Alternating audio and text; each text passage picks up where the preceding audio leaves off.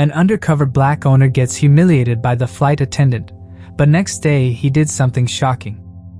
Marcus Grant stood in the busy terminal, dressed in a simple hoodie, jeans, and sneakers. The morning light streamed through the airport windows, shining on travelers rushing past. To anyone watching, he looked like a regular passenger. Only a handful of people in the world knew the truth. He was the founder and sole owner of Skynova Airlines, a major player in the aviation industry. Marcus had built Skynova from a small charter company into a respected airline. He had always wanted to treat passengers with kindness and respect, regardless of their background or appearance. But lately, he'd heard whispers that some staff members were slipping, making rude comments, treating certain customers poorly, and not living up to the company's values. Marcus decided to see for himself. He often flew in disguise, buying a first-class ticket under a false name, wearing casual clothes to pass as an average traveler. It was the best way to understand what his customers truly experienced.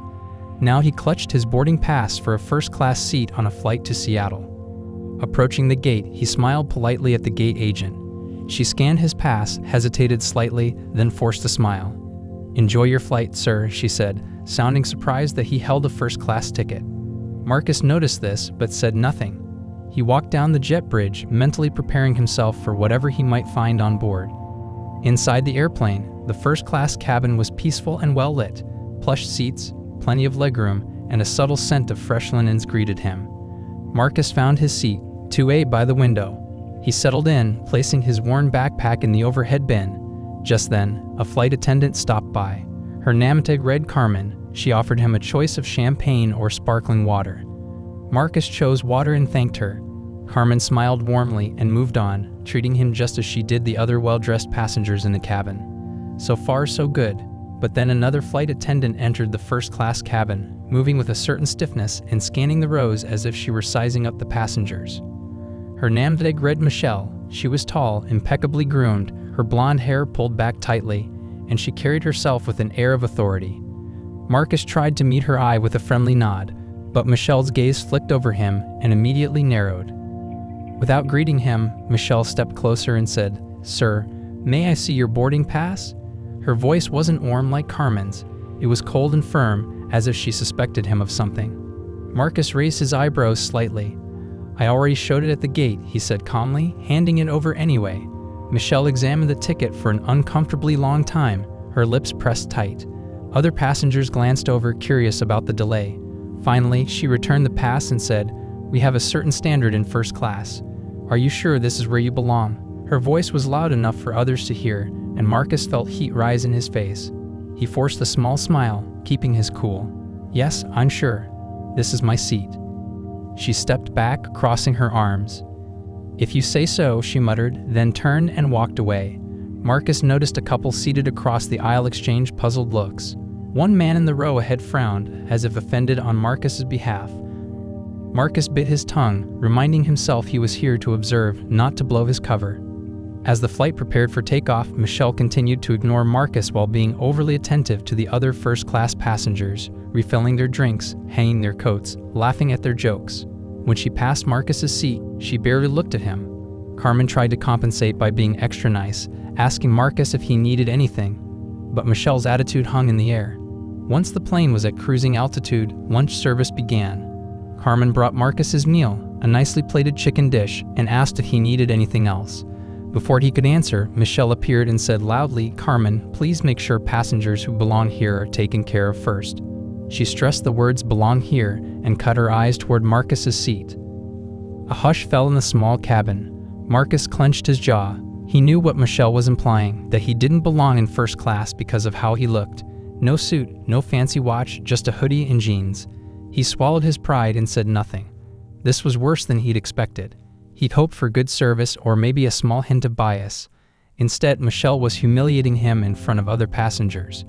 To make matters worse, about halfway through the flight, Marcus got up to stretch his legs. He walked toward the front of the cabin, near the curtain that separated first class from economy.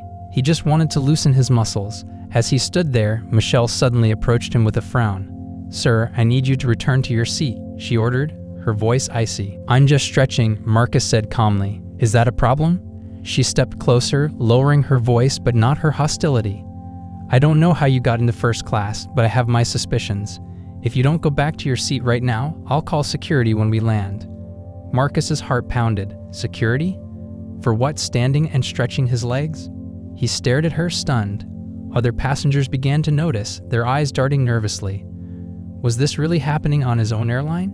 He returned to his seat to avoid escalating the situation. A few minutes later, an elderly man across the aisle leaned over and whispered, "I'm sorry you're being treated like this.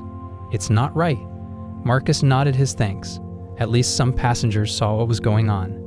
As if things couldn't get worse, a short time later, a woman from the economy cabin stepped forward, looking worried. She was in her 40s, simple clothes, holding her purse tightly. She approached Michelle, voice trembling. "Excuse me, my son is really cold.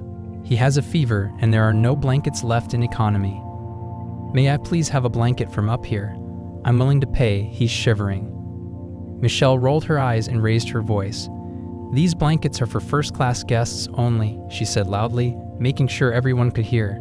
"We can't just hand them out to anyone who walks up here. Go back to your seat." The woman's face crumpled, tears gathering in her eyes. She looked around helplessly. Marcus couldn't stand it. Before he could speak, Michelle added, "And you?" turning toward Marcus, making sure everyone's attention was on him again. "Don't encourage this behavior. We maintain standards for a reason." Marcus felt as if he'd been slapped. Why single him out like that? He hadn't said a word yet.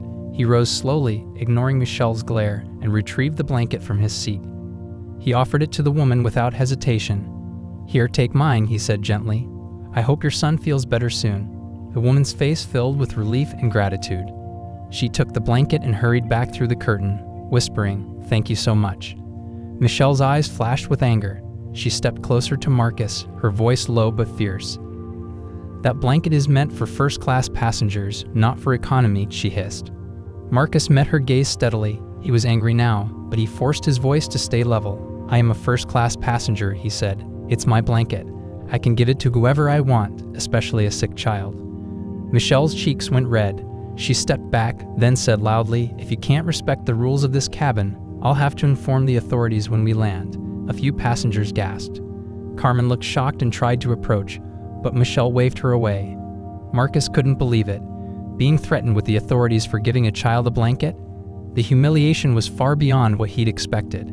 Everyone was watching, and he felt like an intruder in his own creation. He had built Skynova to be welcoming, but right now, he was being treated like a troublemaker, a fraud who didn't deserve his own seat. Carmen discreetly came up to Marcus later. While Michelle was busy elsewhere, she spoke softly. "I'm sorry for what's happening. I know it's not my place to say, but please don't take her words to heart." Marcus appreciated her kindness. "Thank you," he replied, keeping his voice low. He wouldn't blow his cover now. He needed to experience this fully, to understand what changes had to be made. Still, he felt a mix of anger, sadness, and disbelief twisting inside him. As the flight neared its end, Michelle continued to shoot him dirty looks. She attended to every other passenger with forced politeness, ignoring Marcus unless she had to speak to him. When the captain announced they would begin the descent into Seattle, Marcus noticed Michelle scribbling something on a piece of paper, as if preparing a report. As they touched down, Marcus looked out the window at the sparkling lights of the city. This trip had opened his eyes. He had witnessed cruel behavior that went against everything he believed in. He had seen how one flight attendant, given a bit of power, could humiliate a passenger for not fitting her image of who belonged in first class. It wasn't just about him. It was about the mother who needed a blanket, the uneasy passengers who watched silently, and the entire culture of the airline he had built. When the plane parked at the gate and the seatbelt sign turned off, Michelle stood near the exit as if guarding it. Passengers gathered their things, casting sympathetic glances at Marcus. He took his time, letting others go first. He wanted to see Michelle's face when he passed by. As he stepped into the aisle, Michelle said stiffly, "I'll be speaking to my supervisor about you." Her voice was loud enough that several passengers paused, shocked by her boldness. Carmen gasped quietly, shaking her head. Marcus looked Michelle right in the eye and gave a small, calm nod. "You do that," he said evenly, keeping his true identity hidden for now. He would save that surprise for later. Let her think she'd won this round. Exiting the aircraft, Marcus blended once more into the crowd. He knew that tomorrow, when he revealed who he really was, heads would spin. The airline's leadership would be stunned to learn that Michelle had treated their owner, the man responsible for their jobs and the entire company's reputation, like an intruder in first class. Marcus woke early the next morning in his Seattle hotel room, the events of the flight still fresh in his mind. He had slept poorly, replaying Michelle's words and actions over and over. He remembered the sting of having to prove he belonged in first class, the uneasy glances from other passengers. Marcus set his coffee mug down and picked up his phone. He composed a short, urgent email to his executive team which read, "I need everyone in customer experience, cabin crew management, and PR to meet in conference room B at 10 a.m. There's a serious matter that came to my attention on a recent flight, and we must address it immediately. No delays. This is top priority." He hit send and exhaled. It would take about an hour for everyone to assemble. In the meantime, he would review what he knew. While he waited, Marcus scrolled through social media out of habit. His eyes widened when he saw a post gaining traction on a popular travel forum. A passenger from yesterday's flight had posted about a shocking incident in first class on a Skynova flight from Chicago to Seattle. There were no names mentioned, but someone must have witnessed the confrontation. A few details matched perfectly. A first-class passenger in casual clothes being singled out, a blanket refused to a sick child, and a rude flight attendant who threatened to involve authorities over nothing. It was all there, already gathering comments and shares. Marcus's heart pounded. He hadn't planned on this story going public so quickly. But maybe this could help him make his case. If people online were already talking about it, the executives couldn't brush it off as a one-time misunderstanding. The pressure would be on them to act. At 9:45 a.m., Marcus headed downstairs to the Skynova corporate offices, which were housed in a large building not far from the airport. Conference room B was a familiar setting, a long glass table surrounded by comfortable chairs with a large screen on one wall. He arrived a few minutes before 10 a.m., finding the room empty. Slowly, department heads trickled in. Karen from customer experience, Antonio from cabin crew management, Lisa from PR, and several others. They took their seats, exchanging curious glances. Urgent emails from Marcus Grant were rare and always serious. Marcus stood at the head of the table, arms folded, face calm but grave. "Thank you all for coming on such short notice," he began. "We have a major problem that requires immediate attention." The team looked alert, concerned. Karen leaned forward, pen ready to take notes.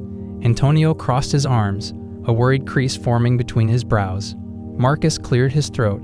Yesterday, on a flight from Chicago to Seattle, a first-class passenger was publicly humiliated by a flight attendant. This passenger was questioned about whether he belonged in first class, told to remain seated under threat of security, and then singled out when he tried to help another passenger's sick child who needed a blanket. The flight attendant even went as far as implying that the passenger might have snuck in or was otherwise unworthy of sitting in that cabin. It was all done loudly, with other passengers watching. He paused, letting the weight of the story sink in. Lisa from PR paled. "That's horrible," she said quietly. "Do we know who the passenger was?" "Not yet," Marcus said, choosing his words carefully. "But I do know this. People on social media are talking about it. The story is spreading. It won't take long for reporters to pick it up. And when they do, Skynova's reputation for excellent service will be on the line." Antonio wiped his forehead. "This is very concerning. We screen our flight attendants carefully. Michelle," he paused, realizing he might have just given away the name. I think I know who this might be. Michelle has been with us a while, but there were no major complaints before." Karen sighed. "This goes beyond one person, though. If our training and culture allowed this to happen, that's a big issue." Marcus nodded. "You're absolutely right. This is not just about one employee. It's about what we stand for as a company. I want an immediate investigation into this flight, a review of the cabin crew's actions, and a full report on how this could happen." The room fell silent for a moment. Everyone seemed shaken. They knew Marcus valued kindness and customer care above all. This incident was a direct slap in the face of everything Skynova tried to represent. Marcus looked each person in the eye, then continued, "Before we decide on next steps, there's something else you need to know." He took a breath. The passenger who was humiliated was me. A collective gasp filled the room. Lisa dropped her pen. Karen's eyes widened. Antonio's jaw fell open. They stared at Marcus, struggling to process this revelation. "Yes," Marcus said quietly, "I often travel incognito on our flights to see what's really going on. Yesterday I wore casual clothes, booked a first-class seat, and said nothing about who I was. I wanted to see if our customers are truly treated well. What I experienced was worse than I imagined. I felt like an intruder, an imposter, because of one flight attendant's attitude. Karen finally found her voice. "Marcus, I'm so sorry. I don't know what to say. This is unacceptable." Antonio shook his head in disbelief. "I can't believe Michelle would do something like that. Did she not recognize you?" "She had no idea," Marcus said, "and that's part of the point. If she treated me this way, how is she treating passengers who have no power at all? People who can't defend themselves, who can't call a meeting like this and demand changes." Lisa looked pale. "Marcus, I'm worried about the public fallout. If this becomes a news story, airline owner humiliated on his own flight, it will go viral instantly. We need a plan." Marcus nodded. "We do, but first we must fix our internal culture. I want Michelle suspended immediately, pending a full investigation. Also, I want a thorough review of all recent complaints. If this is a pattern and not an isolated incident, we need to know. Training protocols must be re-examined, and we need a new round of mandatory workshops on empathy and bias." Karen tapped her pen nervously on the table. "We should also consider some direct communication with the passengers who were involved, like the mother and her son. Maybe offer them something to make up for it, an apology, compensation, or something showing we truly care." Marcus agreed. "Exactly, we need to reach out. Carmen, the other flight attendant who was kind to me, might have the mother's seat number in the passenger logs. Let's find her contact information and send a personal apology. If she's comfortable, maybe I'll call her myself." Lisa took a deep breath and adjusted her glasses. "From a PR standpoint, honesty is key. We must acknowledge this incident. If we try to hide it and it leaks, we'll look worse. But we can use this as an opportunity to show we're taking action. We'll say that after discovering unacceptable behavior, the owner is personally ensuring reforms. That might turn this into a story of accountability rather than just a scandal." Marcus nodded. "I like that approach. I'm willing to go public about my experience if it helps us course correct and regain trust." Also, Marcus continued, "I noticed the story is already gaining traction online. Some passenger posted about it. We can't pretend it didn't happen. We must move quickly. I want a preliminary statement drafted by this afternoon. Something simple. We're aware of a troubling incident we're investigating, and we promise swift action." Lisa jotted notes. "I'll draft it right after the meeting and send it to you for approval." Antonio scratched his chin. "We'll need to talk to Michelle, of course. She'll deny it or say she was misunderstood. But I trust your account, Marcus. Maybe we can also check if anyone recorded it. It's common for passengers to film these days." Marcus considered that. He remembered some people holding up phones. The story online might have photos or even a video. If video surfaces, it will confirm everything, he said. As the meeting ended, Marcus lingered a moment while the team members filed out, already dialing phone numbers, sending emails, and preparing to tackle their tasks.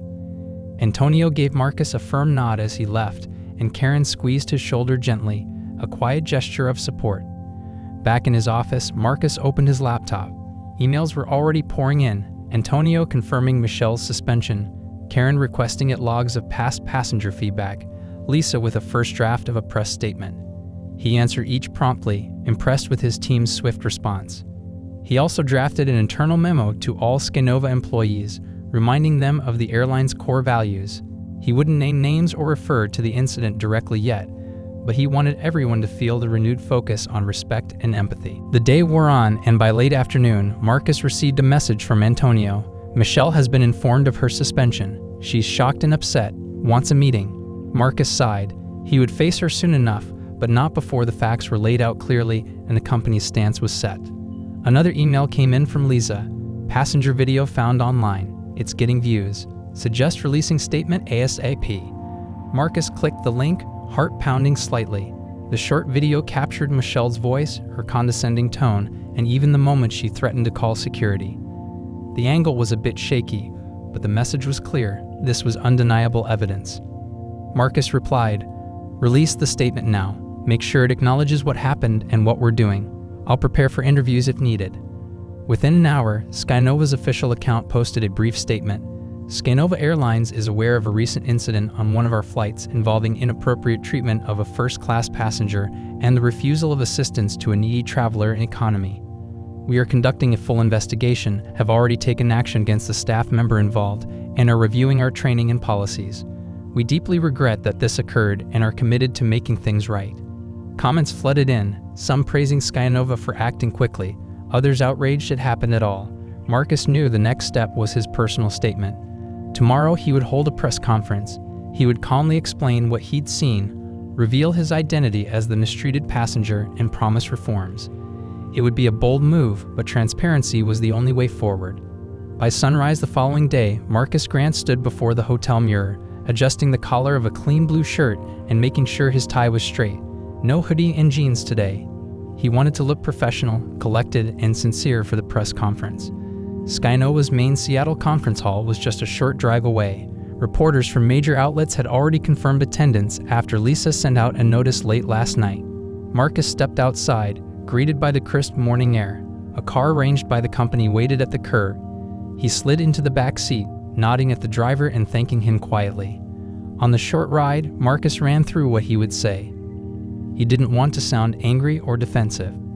He wanted to strike the right tone, honest, regretful, but determined. He needed people to know he cared and would fix the problem. As he arrived at Skynova's Seattle office building, he saw camera crews setting up outside, microphones arranged on a small raised platform near the entrance. Lisa met him at the entrance. She looked nervous but determined. "We got about 10 minutes before we start," she said, holding a clipboard. "Reporters from at least 8 major outlets are here. Social media influencers who cover travel are also waiting. This is bigger than I expected." Marcus nodded. The bigger the stage, the more good we can do by telling the truth. They walked outside, and a few cameras flashed. Marcus took his place at the microphone stand. He saw Karen and Antonio standing to the side, showing silent support. A hush fell over the small crowd as he looked out at the reporters, some holding notepads, others with recording devices, all leaning forward, ready to capture every word.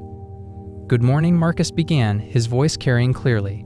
"My name is Marcus Grant, owner and founder of Skynova Airlines. I've asked you here today to address an incident that occurred 2 days ago on one of our flights from Chicago to Seattle. This incident involved a first-class passenger being treated rudely, even threatened, by a flight attendant. It also involved a refusal to help a sick child who needed a blanket." He paused, scanning the faces in front of him. Every eye was fixed on him. "I need to tell you something important. That first-class passenger was me. I was traveling incognito, as I sometimes do, to understand our customers' experiences. Unfortunately, what I experienced showed me that something has gone very wrong in the way at least one of our staff members treats our valued passengers." Gasps and murmurs rippled through the crowd. Cameras clicked faster. Marcus continued, "I'm speaking publicly because I want to make something clear. This behavior is not what Skynova stands for. Our mission has always been to treat every passenger with dignity and respect, whether they wear a suit or a sweatshirt, whether they sit in first class or economy. What happened to me and to that mother seeking a blanket for her sick son was unacceptable." He drew a breath, steadying himself. "Since yesterday, we have taken immediate steps. The flight attendant in question has been suspended pending a full investigation. We are reviewing our hiring and training processes, and we will implement new programs to ensure that every crew member understands our values. I have also instructed my team to reach out to the mother and her son to apologize personally and offer compensation for their distress. This is just the beginning. Our goal is to ensure incidents like this never happen again."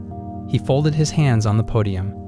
"I know trust is not rebuilt overnight, but we will show through our actions that we take this seriously. Thank you." Marcus stepped back and nodded to Lisa, who gestured for reporters to begin asking questions. The questions continued for a while, about the training, the company's history, and how passengers could report mistreatment. Marcus answered as best as he could, staying calm and sincere. By the end, he felt drained but also relieved. He had faced the public, admitted fault, and promised action. That was the best first step he could take. After the press conference, he retreated to his office. The energy in the building felt charged, as if everyone realized they were at a turning point. Karen emailed him a list of historical passenger complaints that seemed similar to his experience. Most were minor, but a few hinted at subtle bias or dismissive behavior. It wasn't widespread, but it was more than a one-off event. They had work to do. Antonio stepped in to report. "We contacted Carmen, the kind flight attendant you mentioned. She remembers the mother's name and seat number. We're drafting an email to reach out to her. If the mother agrees, we can offer a personal apology call with you." Marcus nodded. "Good, let's do it. Make it clear she's under no obligation to speak to me, but if she does, I want to express my regret and ensure her family is taken care of." Later that afternoon, Lisa knocked on his door. "Marcus, there's someone here to see you. She says she's Michelle's union representative. She wants to talk about the suspension." Marcus exhaled. He had known this would happen eventually. Flight attendants often had union support, and Michelle would want to defend herself. "All right," he said. "Show them to the meeting room. I'll join in a minute." In the meeting room, Michelle's representative, a woman named Yvonne, waited with a folder of documents. She greeted Marcus politely, and he appreciated that. "Mr. Grant, thank you for meeting with me. I represent the crew member Michelle who was suspended. She's very upset and claims there's been a misunderstanding." Marcus took a seat across from her. "I understand. Please go ahead." Yvonne cleared her throat. "Michelle says the passenger, she didn't know it was you, acted suspiciously. She thought he might be an imposter who somehow got into first class. She says she was just following protocol. She also insists that she never intended to withhold assistance out of cruelty, but was worried about depleting first-class supplies." Marcus listened carefully, then replied, "I respect the union's role and Michelle's right to a fair process, but I was there. What I experienced was not just a matter of protocol. It was aggressive, humiliating, and loud enough to embarrass me in front of other passengers. As for the blanket, these rules are meant to maintain service standards, not to deny help to a sick child. There are ways to handle such situations kindly, providing a spare blanket or at least showing empathy. Michelle chose hostility. Yvonne looked uncomfortable. She claims you challenged her authority." Marcus's voice remained calm. "I stood up for a mother in need. That's all. Look, this investigation will be thorough and fair. If it turns out this was a misunderstanding, we'll consider all sides. But we have video footage and multiple witnesses who saw what happened." Yvonne's face fell slightly at the mention of video. "I see. We just ask that the disciplinary process follow the contract and that Michelle gets a chance to tell her side." Marcus nodded. "She will. But I want you to understand that our top priority is ensuring no passenger is treated the way I was. If Michelle can explain her behavior in a way that makes sense, we'll listen. But from where I stand, her actions directly harmed our reputation and our values." With that, the meeting ended. Yvonne left, looking troubled. Marcus made a note to ensure HR followed the proper steps. He wasn't out for revenge, he wanted fairness. But fairness didn't mean allowing blatant disrespect to go unpunished. As evening approached, Marcus received good news. A mother from the flight had agreed to speak with him on a video call.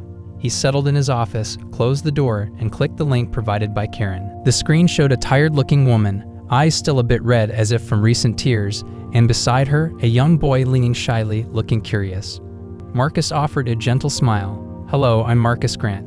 Thank you for taking the time to speak with me." The woman nodded. I didn't expect to hear from someone so high up.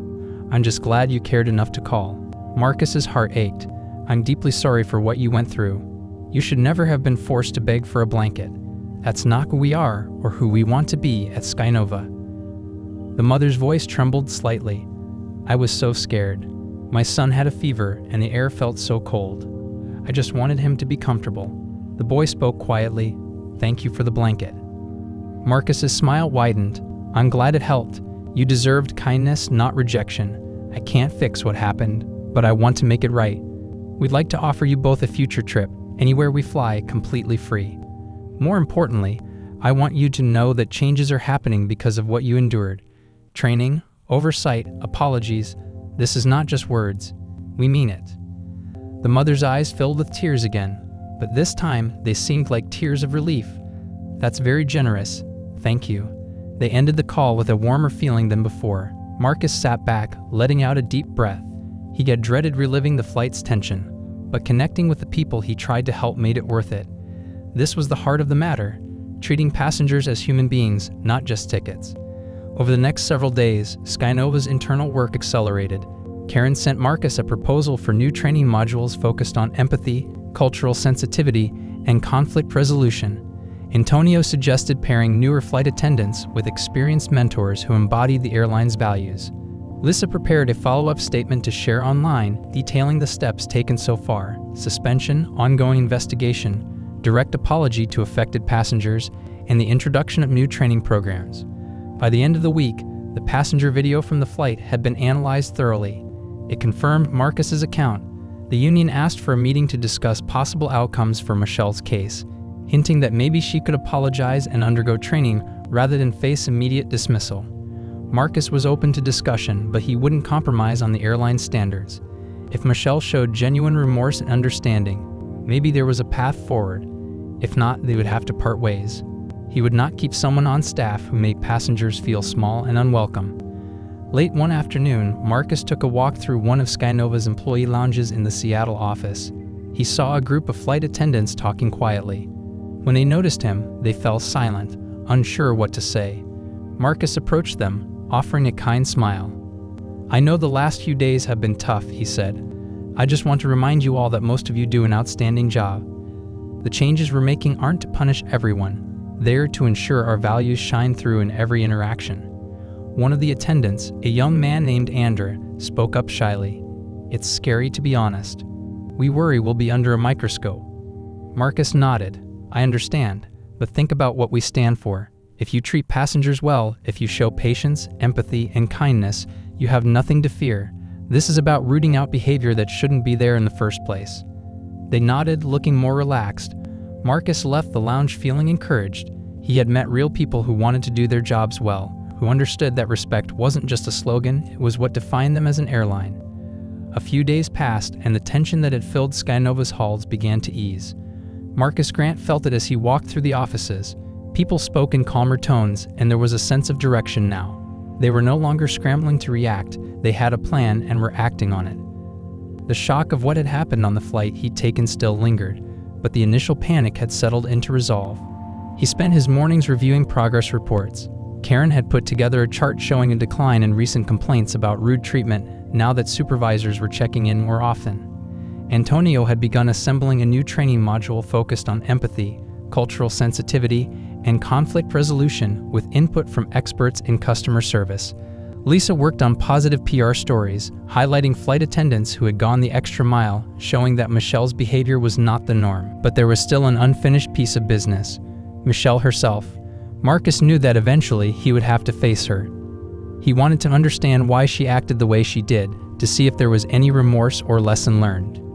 If she admitted her mistake and showed real understanding of what she did wrong, maybe there was a chance for her to stay, under strict conditions. If not, she would have to leave. The airline could not afford someone who treated passengers so poorly, let alone the owner.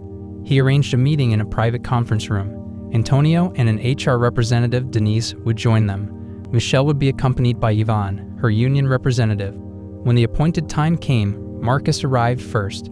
He sat at the head of the table, hands folded, waiting. A few minutes later, Antonio and Denise entered, each carrying a tablet. They nodded silently. Then Yvonne stepped in with Michelle trailing behind, her eyes downcast. Michelle no longer wore her crisp flight attendant uniform. She was dressed in a simple blouse and skirt, her hair pulled back less tightly than before. They took their seats. For a moment, no one spoke. Marcus observed Michelle's posture. She looked nervous, maybe embarrassed. That was a start. Denise began, "Michelle, this meeting is part of our investigation into the incident on Flight 1462 from Chicago to Seattle. You have been suspended pending the outcome of this inquiry. We're giving you the chance to share your perspective." Michelle glanced at Yvonne, who gave a supportive nod. Then she looked at Marcus, her voice quieter than he remembered. I want to say I'm sorry," she began. "I know that might not be enough, but I need you to understand something. I didn't realize who you were. I thought you were just someone who sneaked into first class or got upgraded by mistake. I've seen it happen before, passengers sitting in seats that aren't theirs, then causing trouble." Marcus kept his face neutral. "I understand you might have been cautious, but the way you approached the situation went far beyond caution." Michelle's cheeks flushed. "I was stressed that day. We were short-staffed and I had a headache.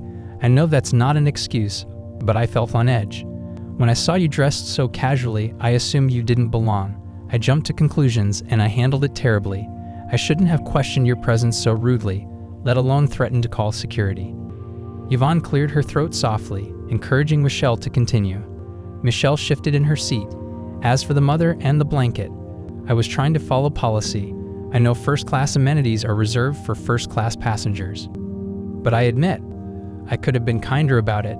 Seeing you give your blanket away made me feel like you were undermining my authority, and I reacted poorly. I see now how heartless that must have looked." Marcus listened carefully.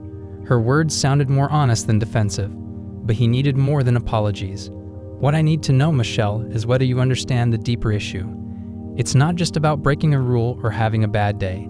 It's about treating people with dignity. Even if someone's in the wrong seat, they don't deserve humiliation. A sick child doesn't deserve to be left freezing because of a technicality. Do you understand that? Michelle's eyes filled with tears. I do, I really do. When I saw the video later, I was horrified by my own behavior. I sounded like a bully. That's not the person I want to be. Antonio leaned forward. Michelle, you've been with the airline for a while. Have there been other incidents or warnings? We need to know if this was out of character. Michelle shook her head. I've never had a formal complaint before. I guess I got comfortable, maybe even arrogant. I started seeing passengers as annoyances rather than people who trust us with their travel. I lost my sense of empathy. That's on me. Denise tapped her pen on the table. Marcus, we have records of Michelle's performance. No previous major issues, only standard feedback. This seems like a single severe lapse. Marcus took a long pause, considering his words. He had expected Michelle to deny or make excuses. Instead, she seemed genuinely ashamed and willing to change. We all make mistakes, he said at last. But this mistake was significant and public. It damaged our reputation and hurt real people. I'm torn because on one hand, we need accountability. On the other, I believe in second chances when people show true remorse. Michelle's tears spilled over. I'll do anything, she said, voice trembling. Retraining, probation, extra supervision, whatever it takes to prove I can do better. I love being a flight attendant. I don't want to lose this job. Marcus glanced at Antonio and Denise. Both nodded, signaling they believed Michelle's remorse was genuine. Marcus took a breath. All right, Michelle, here's what we're going to do. Your suspension will remain in place until you complete a mandatory retraining program, including workshops on empathy and service. You will be on probation for 6 months, during which time any further complaint about rude or unprofessional behavior will result in immediate termination. You will also submit a written apology to the passenger you humiliated, me in this case, and to the mother who needed a blanket. We will deliver the apology to her on your behalf. Michelle nodded eagerly. Thank you. I appreciate this chance. Marcus continued, understand this. You must prove through your actions that you can uphold Skynova's values. We're making changes so that no passenger ever feels what I felt. I trust you'll take this opportunity seriously. Michelle's voice was steady now. I will, Mr. Grant. I promise. With that, the meeting ended. Yvonne guided Michelle out, and Antonio and Denise lingered. Antonio offered a small smile. I think that was the right call, Marcus. Denise agreed. It might send a message that we value improvement over punishment. The staff will see we're fair but firm. Marcus nodded, feeling relief. He hadn't wanted this to become a story of simple retaliation. If Michelle could learn from her mistake, it would show everyone that the new standards weren't just about fear, they were about growth and understanding. In the following weeks, Skynova rolled out the new training programs Antonio had designed. They brought in consultants who specialized in hospitality and empathy training. Flight attendants attended workshops where they learned how to handle stressful situations calmly, how to recognize and overcome their biases, and how to communicate respect to every passenger.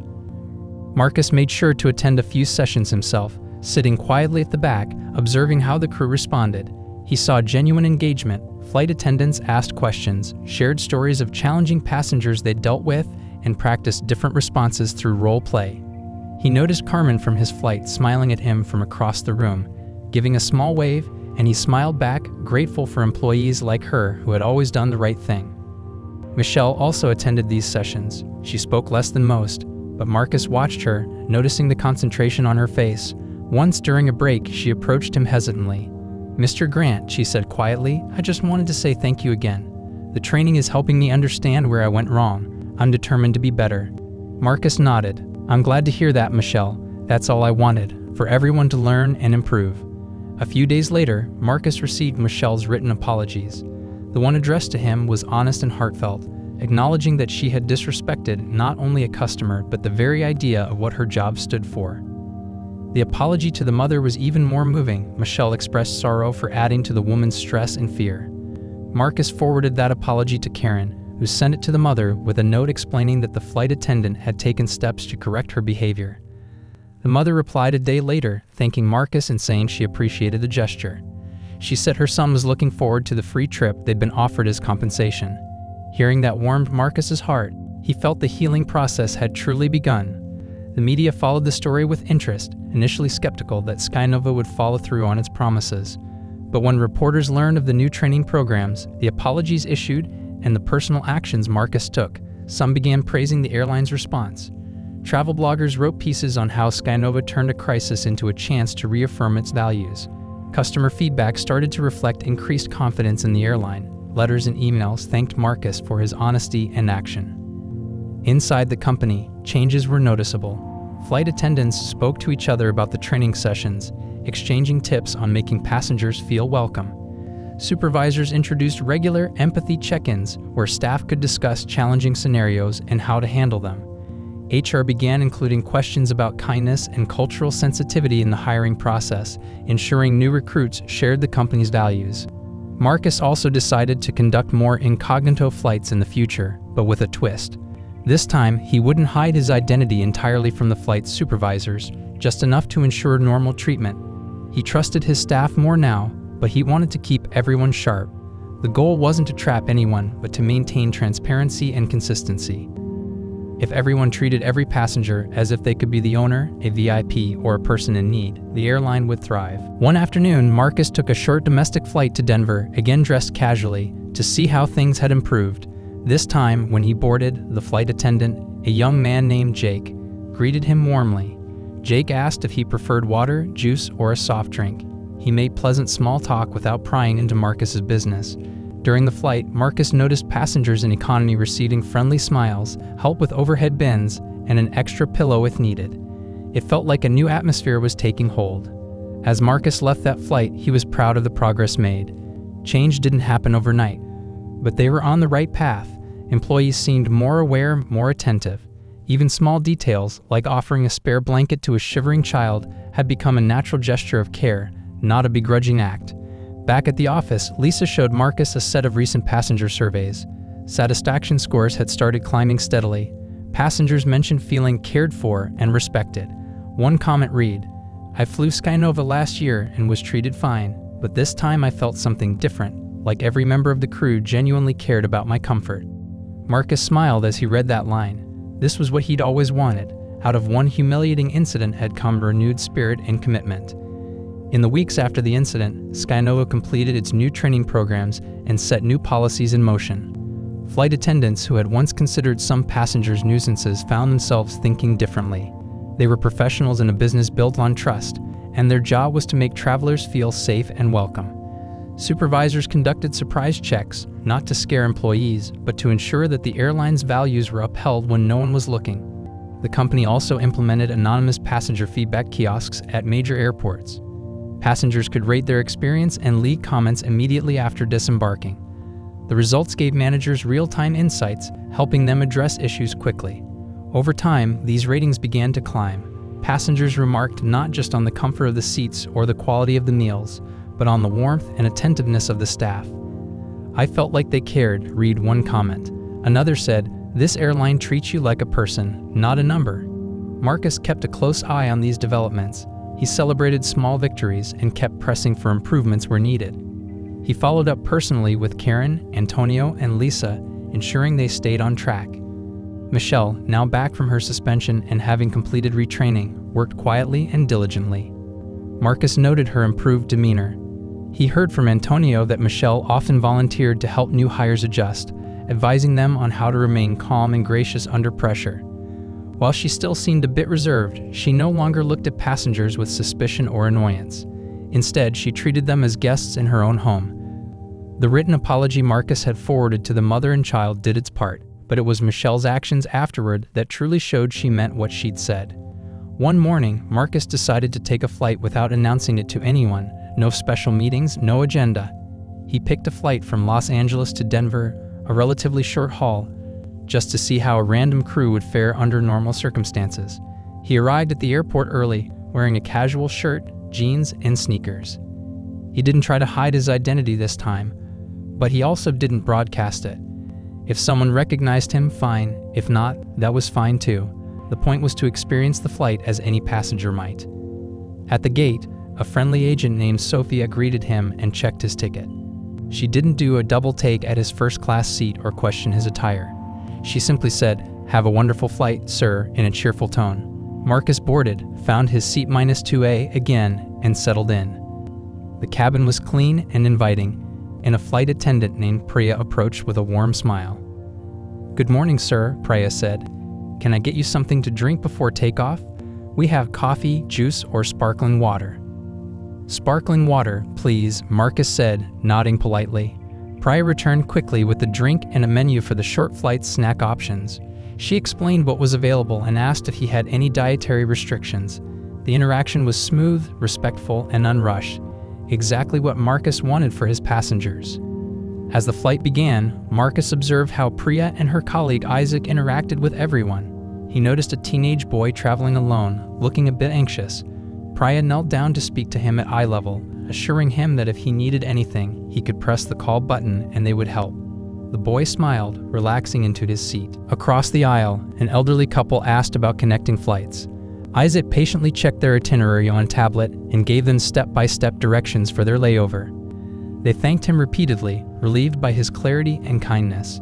Looking around, Marcus felt his chest swell with pride. This was what he had always imagined, a team of professionals who understood that their job was more than just serving drinks or enforcing rules. It was about caring for people, easing their fears, and making travel a pleasant experience. The humiliation he once suffered no longer felt like a bitter memory. It felt like an important chapter in a story that was ending well.